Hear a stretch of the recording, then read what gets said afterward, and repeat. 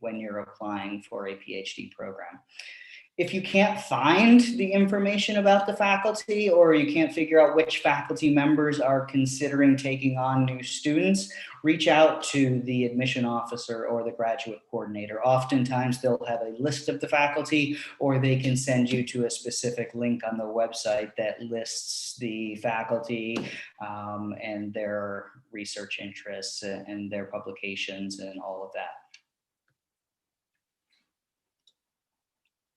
Once you do identify faculty that you think align with your research interests, you need to be very focused with your email. And again, this has already been said, but just to reiterate, your email should not be 2 pages long. You should not have huge paragraphs. You really want to get to the point. Make sure you're telling them why you're reaching out. You're interested in the XYZ PhD program, and that you saw their research interest in a specific topic. And ask a poignant question, as was mentioned. So you really want to get to the point within a couple paragraphs. Faculty are very, very busy, as Dola mentioned, so you need to catch their attention, but you need to be to the point. If a faculty member gets an email that's 3 paragraphs long and they get one that's 10 paragraphs long, they're going to respond most likely to the one that's shorter, because they have a lot of other things that they need to do, and something that's easier to respond to is going to get their attention. Again, Dola mentioned this, so if you don't get a response right away, wait maybe a week. Whoops, sorry about that. Don't give up right away. Again, we get a lot of emails, faculty get a lot of emails, so wait maybe a week, and if you don't get a response and you really think that this faculty member is a good match for you, send a follow-up.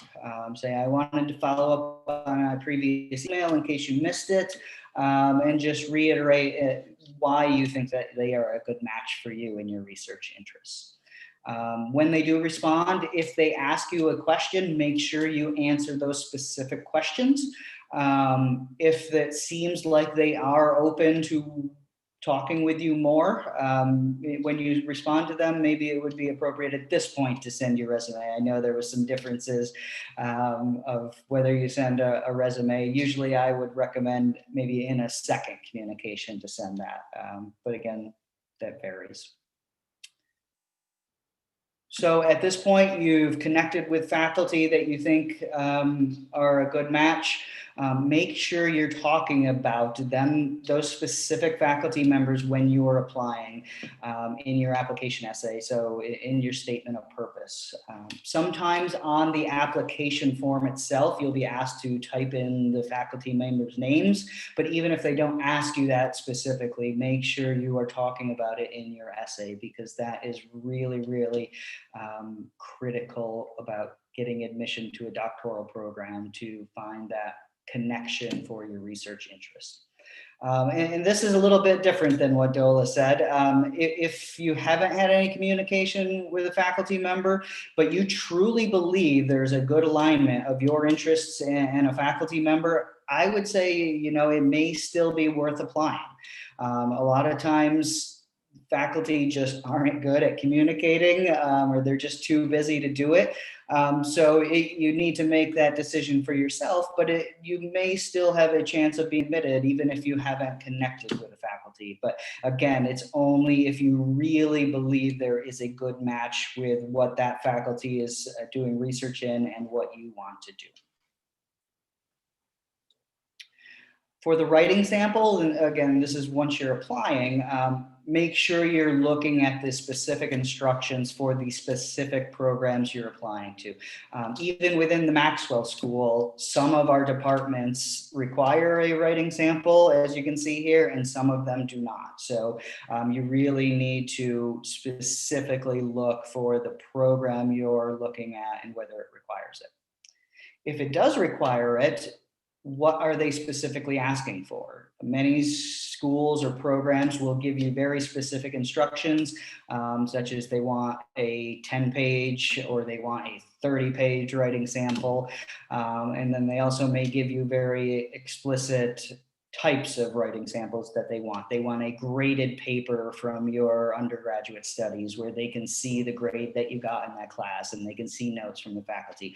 Or they may want a published article, or they may want just any writing sample that you have. Oftentimes, however, they will not give you any specific instructions. So in these cases, any of the things that Dola talked about would be great. I listed a few examples here. And just a note on the side in the gray box, why is it important? Why are programs asking for a writing sample? And one of the reasons, there's multiple reasons, but in a school of social science specifically, we need to see that you can write an academic paper. In a doctoral program, you're writing lots of academic type of content. So we need to see that you have the potential to do it. You don't need to be an expert at publishing articles, although again, if you have already published, that's going to be in your favor. But we need to see that you have some ability to write an academic paper in English. That's all I have. I told you I could go quick. So I just listed the email. If you have specific questions about the Maxwell School, feel free to follow up with me afterwards, and I will stop sharing, and we can, I think, move on to the Q&A section.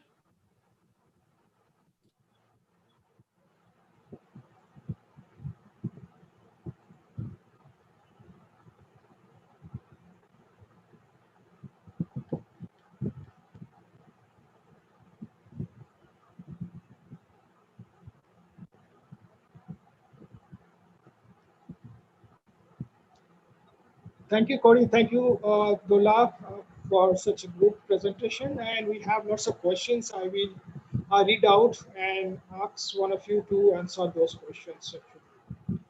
The first question is from a student asking he's an applicant for PhD, whether he should communicate with the professors before taking the GRE or after taking the GRE. Any of you can respond to those questions? So I'm fine receiving emails without GRE if the student has other credentials, like if the student already has papers, at that point, those are more relevant than GRE. So yeah, I'm fine without GRE score. I totally agree. I don't, at the point where you're reaching out to the faculty, it's more about finding that alignment of research interests. So I don't think the GRE, in my opinion, the GRE is not that important at that point.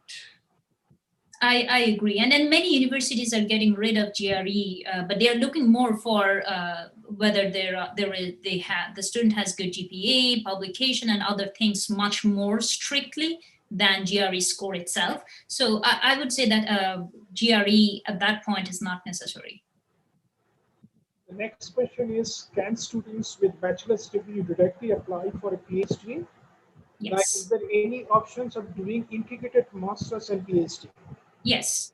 In most of the universities, and I will say at least, in most of the universities, you will see that you can get admission to PhD, but there is a path of getting master's degree before getting the PhD degree, because master's requirement is less and is a subset of the PhD requirement. So once you complete all of those master's requirement, you should be able to do the paperwork for master's and get a PhD.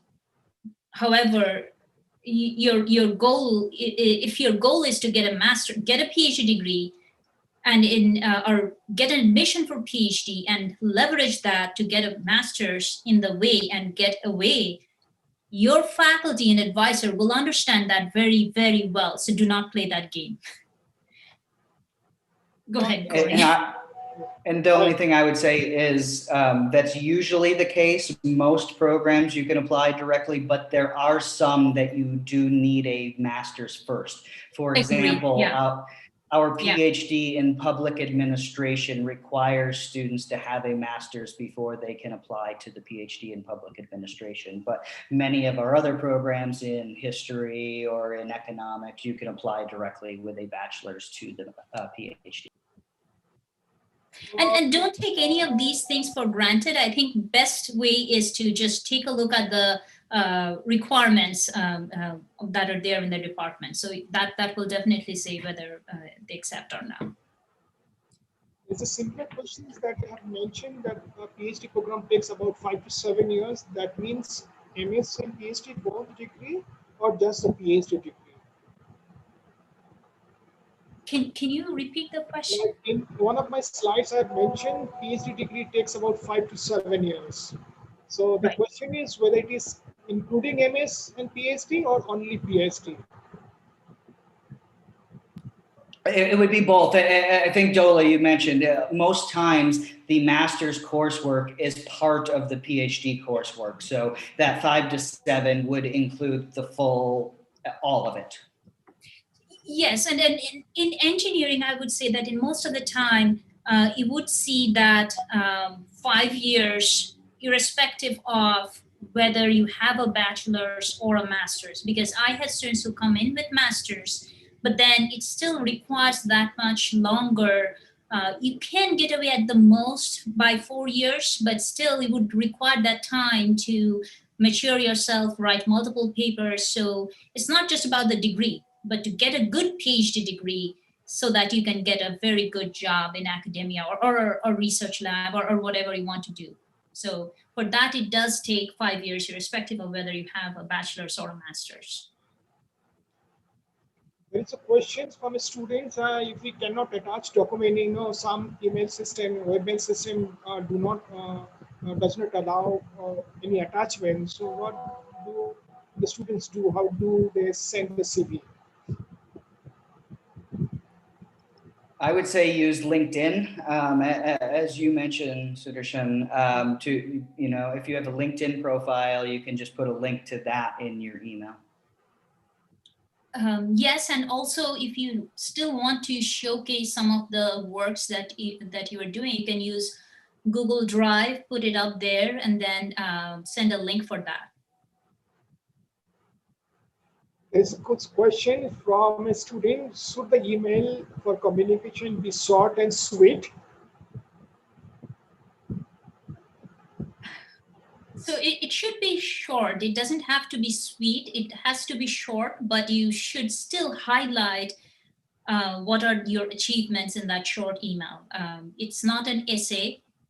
Make sure that you are highlighting. If sometimes I see students writing all bullet points, that's fine too. You should highlight in whatever way you feel is more convenient.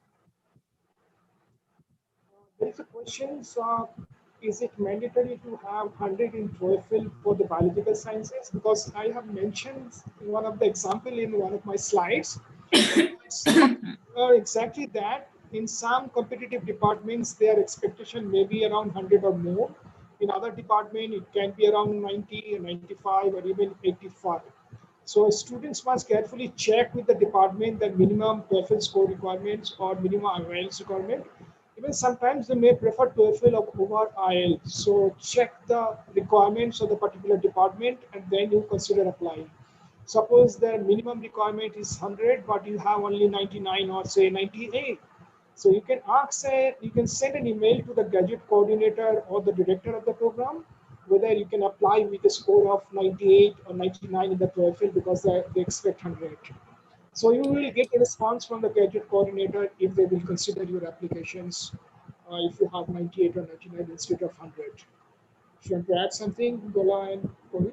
Yes. That's perfect for me. So.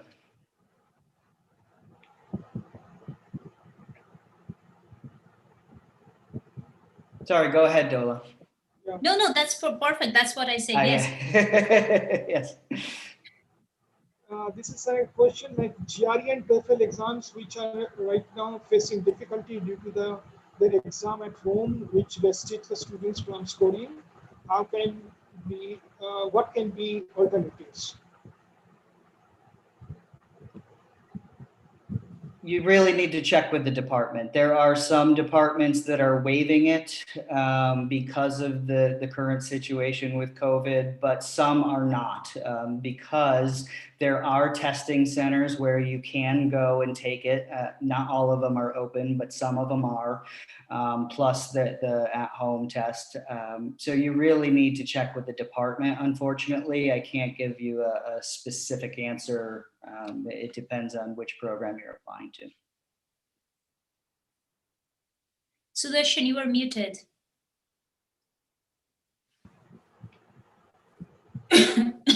Sorry, I got disconnected for a few seconds because of the internet probably. Can you hear me now? Yes. Okay. Uh, there is a question from a student. GRE and TOEFL are exams which are right now facing difficulty due to their exam at home, which restrict the students from scoring. What can be alternatives?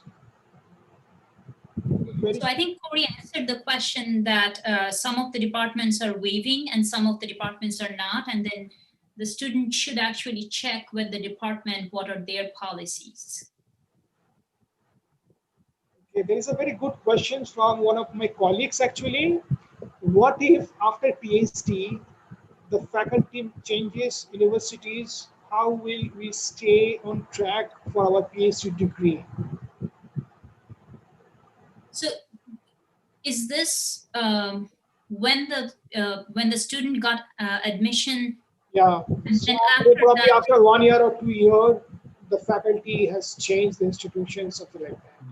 so I can take this question, and then Corey, you see how things happen in your world. So most of the time, what we see that when a faculty moves from one university to another, the students move with the faculty, because that's if the faculty is happy with the students, they would like to keep their students. So they make it a deal when they're moving to their other university. So they move their students.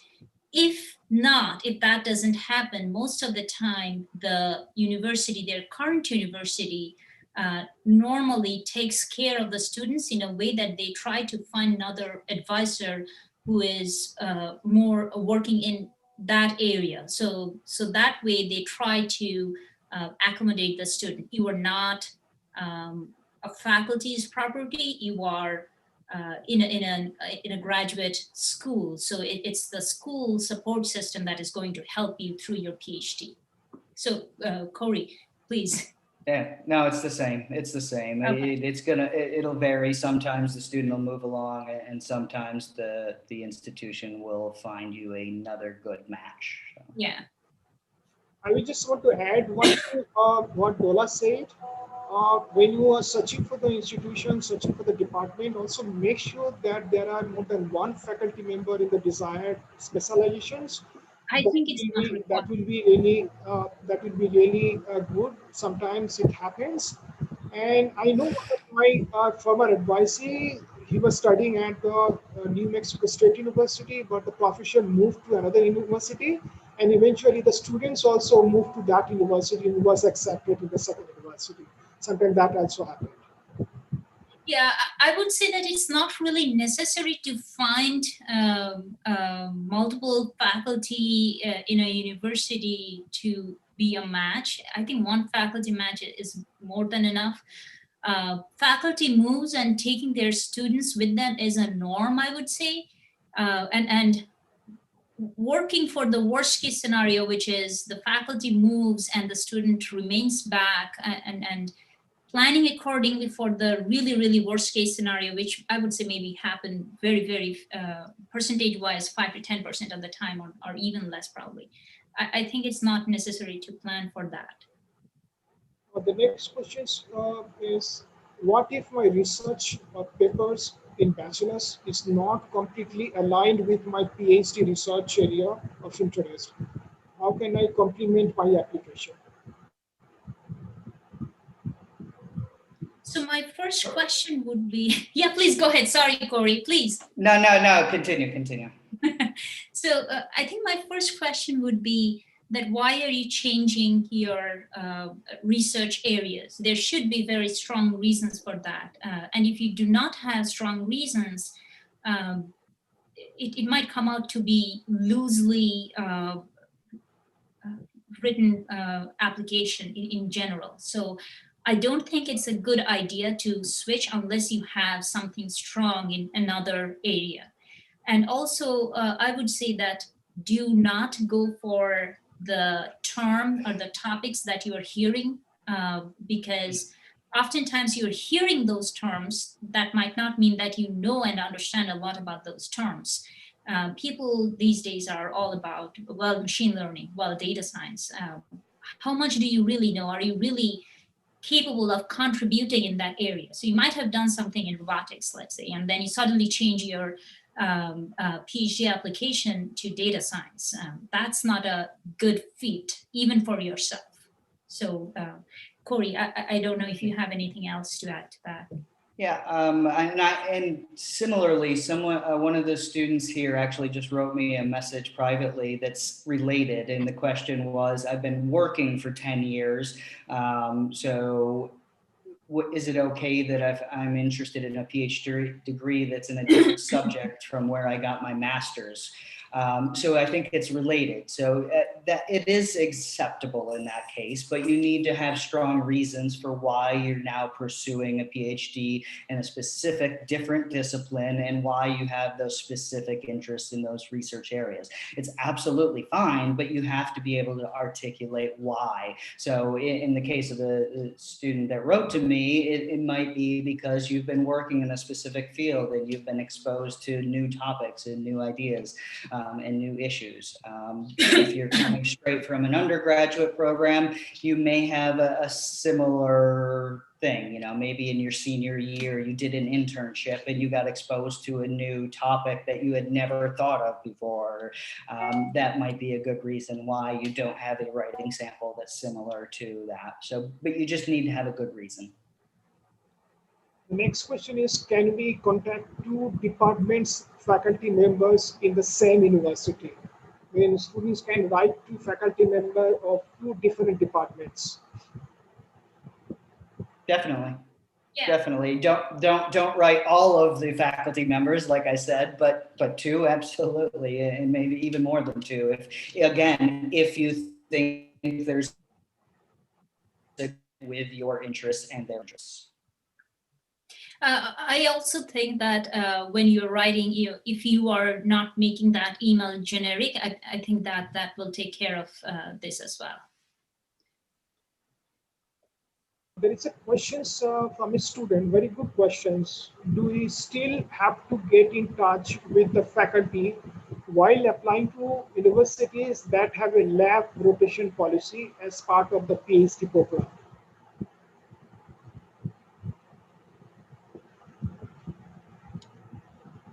Could you repeat that? I will read out once again. Do we still have to get in touch with the faculty while applying to universities that have a lab rotation policy? So there may be multiple labs and students may have to work in multiple labs as part of the PhD program. So is it mandatory to communicate with the faculty? I'm going to defer to Dola because that's not applicable to me.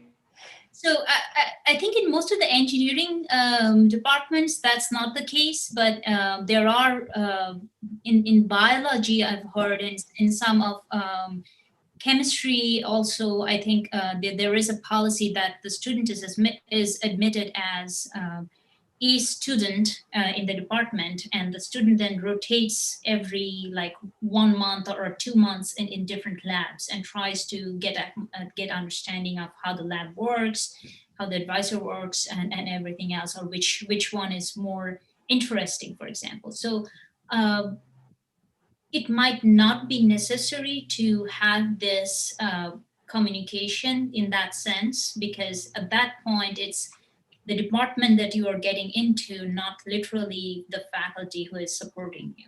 So I'm not a good person to answer this, but I'm trying to think from the back of my mind that possibly it's not as much of a norm to connect with the faculty ahead of time. In this case, I would like to add something that the various department may have various policies actually. You're right, mostly in biological science, chemistry, or similar field, there are possibility that students will work in multiple labs. So I will advise the students to write to the graduate coordinator or the chair of the program and find out if the students should contact the faculty or you should apply just directly to the department and then the department will advise what to do or something like that. So the best way to write to the graduate coordinator or the chair or the director of the program. Agree.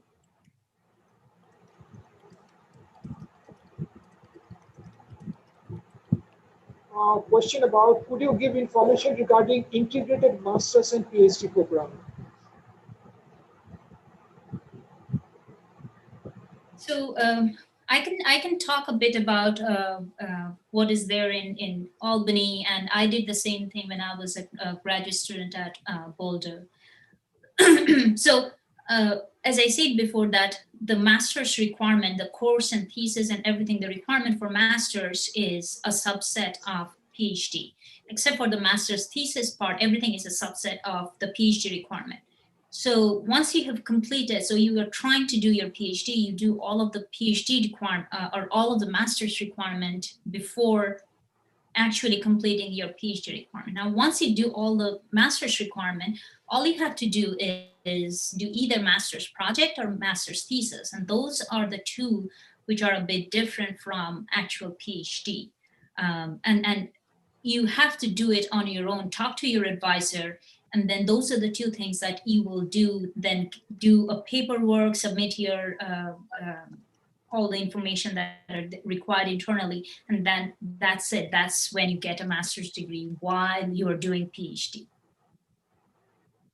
I don't think that there is something called a joint master's PhD, like a bachelor's there are programs which has BSMS combined, but there are not any, or I don't know of any which has MS PhD.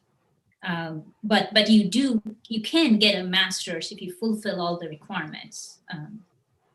Yeah, for social science, typically, if that's the case, you just get a master's along the way.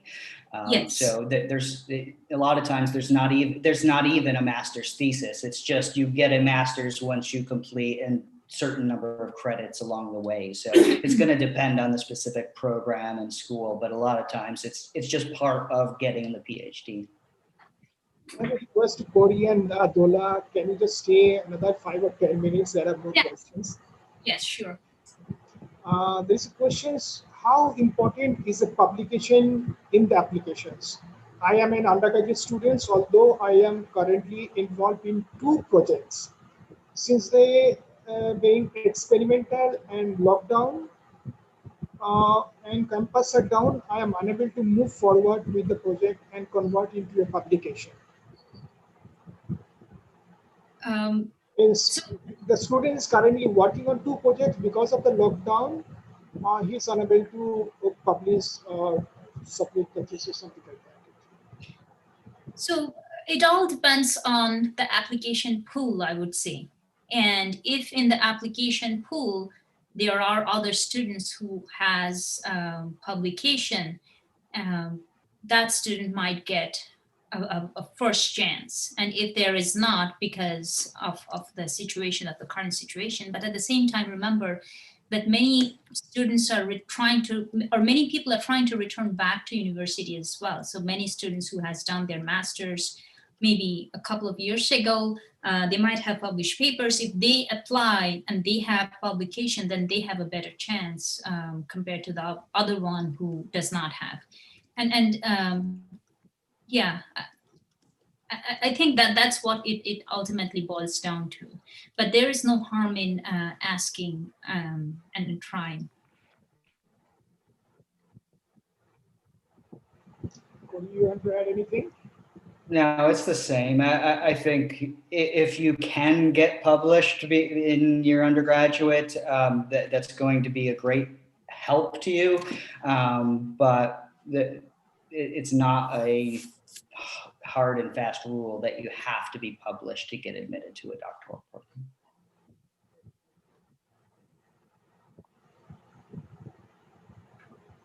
There is a question from a student. If a faculty already has 4 or 5 PhD students that they are currently advising, is it a good idea to apply, means to communicate with that same faculty?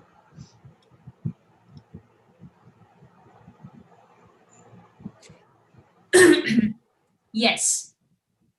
Yes, because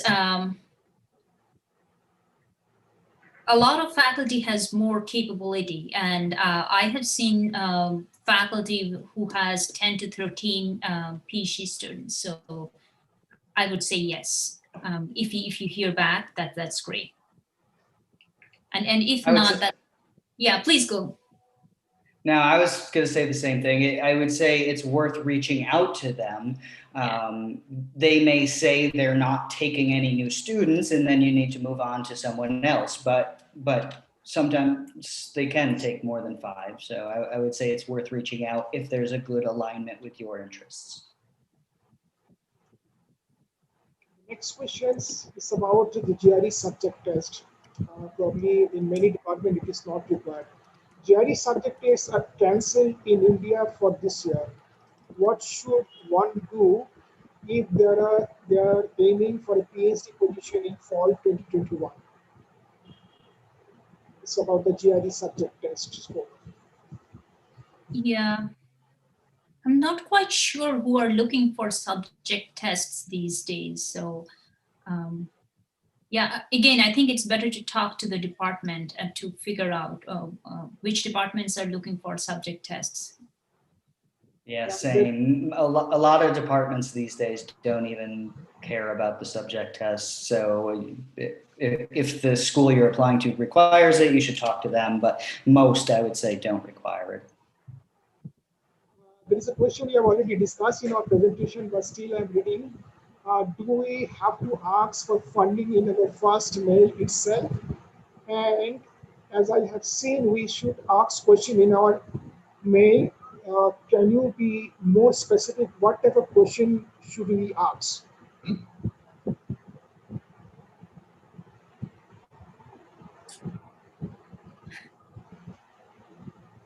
So I think in the email there is the first email you should literally try to find out whether the faculty will be taking in new students or not in fall, and whether there is a research interest that matches or not.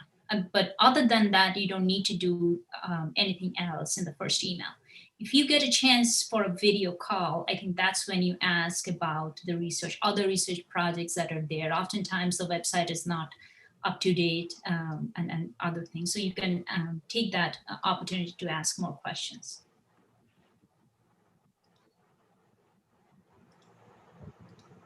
Same answer. Agreed. There's a question. I am interested in pursuing PhD in classical philosophy. I do not have published papers. Will that be a problem? And there is another related question in my message over here is someone is asking this question in biological sciences, and that you have to figure out by yourself because every single area is very, very different. And what I have said is mostly related to research papers and publications, is mostly related to very specific engineering fields, and those might not be the same for biological sciences and others. So you can ask your seniors, your advisor there in your institute, that what is required, do you know? And all of these questions, I think they will be able to better answer. You can even send an email to the prospective university and then ask the advisor, graduate advisor there, that is it necessary? And also I have a student who did not have any publication, but he had very good background. So I have taken in without publication as well. But again, you have to know your area and your discipline more than anything else. Perfect. There is a question not related to our topic, but it's a good questions. I have 9.4 on a scale of 10 in master's degree from one of the old IITs and GRE 331. However, due to health reasons, my undergraduate GPA is significantly low. How and at what points should I bring this up in the process in a way that does not disadvantage me due to a crisis in the past?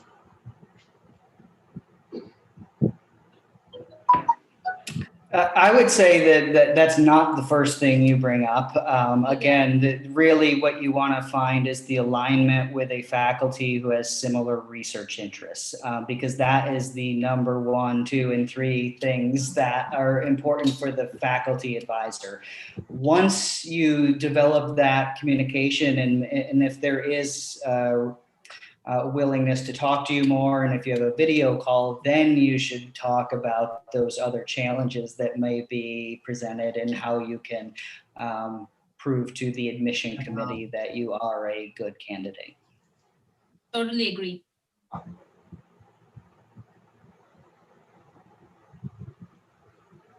Then there's a question I would like to ask if there are separate deadlines for the fall and spring semester intakes. If yes, what is the approximate deadline for spring and fall semester? It depends on programs. Many programs only accept for the fall. If a program does accept for the spring, you almost always have a different deadline. But I'm not going to even state any deadlines because they're different for every single program. Even within the Maxwell School, almost every program has a different deadline. So you really need to look at the website and/or contact the program. Agree.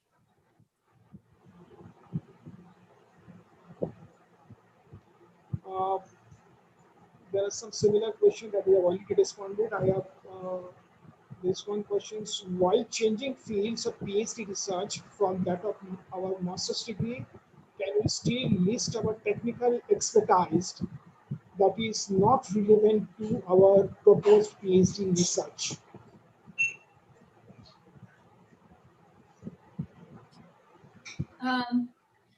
I think it's you can definitely mention it in your CV, but the faculty that you are writing to, if that faculty is not at all interested in your previous life of a different research, I think then it's a wasted space in your email. Exactly. Yeah.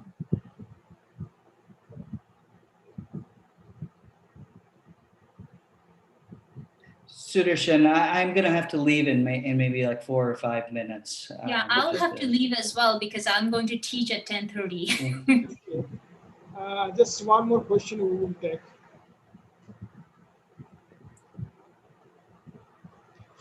This is questions if there are 4 professors who are working in my domain of interest, how can I go about with emailing the professors? Last question. Could you repeat that?